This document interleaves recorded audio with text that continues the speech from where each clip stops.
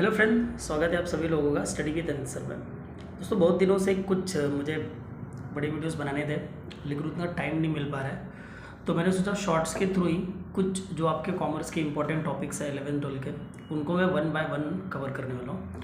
तो आज हम बात करेंगे इकोनॉमिक्स में, माइक्रो इकोनॉमिक्स और मैक्रो इकोनॉमिक्स की।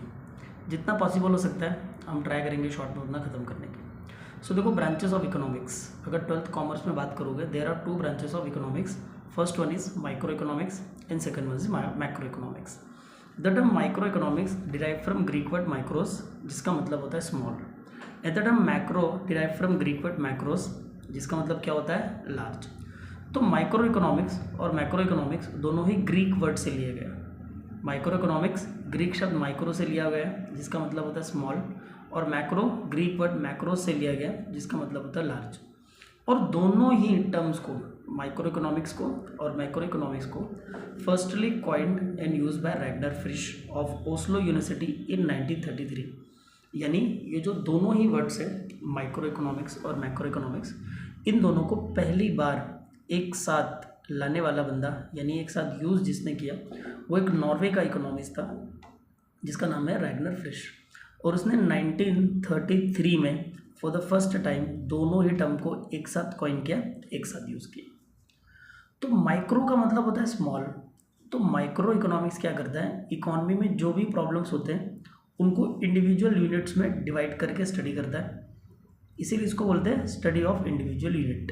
तो माइक्रो इकोनॉमिक्स स्टडी करेगा individual consumer, individual producer, particular firm, particular industry, इन सब चीज़ों के बारे में स्टडी करता है, यानी कि स्मॉल एंड शॉर्ट. दूसरा, अगर हम मैक्रो इकोनॉमिक्स की बात करें तो मैक्रो इकोनॉमिक्स लार्ज या एग्रीगेट स्टडी करता है, जैसे कि aggregate demand, aggregate supply. Aggregate मतलब टोटल, यानी total demand, total supply. General price level क्या है किसी भी चीज़ का हमारे देश में, नेशनल इनकम, इन्फ्लेशन, डिफ्लेशन.